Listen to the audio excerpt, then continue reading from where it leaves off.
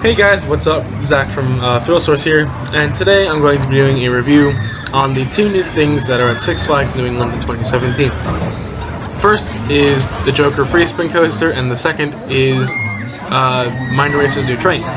So to start off, we're going to go with Joker.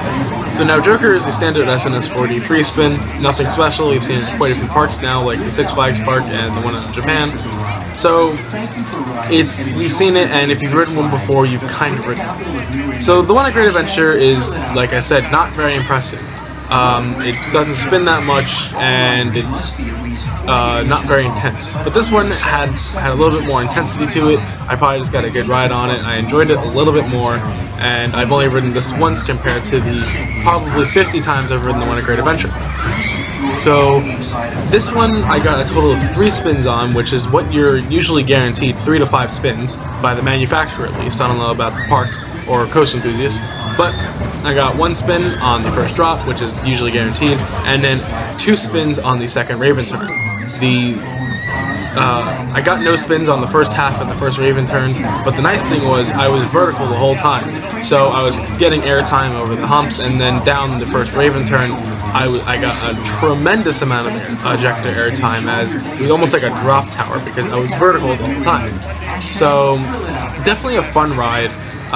Nothing different than the other models except for the paint scheme, except for the new ones for 2017. It's different than Joker, it's different than the one Nagishima Spyland, if that's how you say the part, and it's different than Batman, obviously.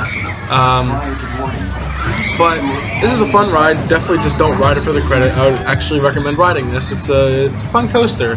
It definitely fits more at New England, as New England's one of the smaller regional parks that I've seen. So definitely take this, give us a chance. Don't really just put it down as the rest of the free spins. So the next review is Mind Eraser's new trains. Now these are the new Vekoma vest. They have the vest restraints, as all the new Vekoma trains do, and to be honest, it definitely made it better. Now, I haven't ridden this with the old horse collar restraints that most SLCs have, but my friend that I was here with did ride it, and he rode it 2 years ago with the horse collar restraints, and he said it was absolutely terrible and it completely ruined his day. Now, when we rode it, I rode it in the middle of the train and the back row. I rode it twice, yes. I'm not crazy. I wanted to see if it was different. So I always heard the back of the train is smoother. So I gave it a middle ride because there was no line for the middle line or middle rows. So I hopped in the middle row and I jumped and took a ride. Pretty rough. Gave me a headache temporarily. Kind of crushed my thighs a little bit.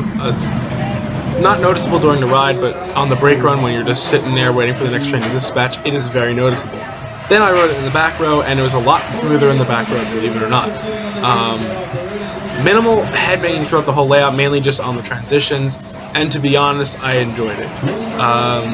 It's now an intense, tolerable ride, and I would definitely give it a chance when if you're in New England. Don't just ride it for the credit. Actually see it as it might be a good ride. So thanks for watching, guys, and I'll see you in the next video.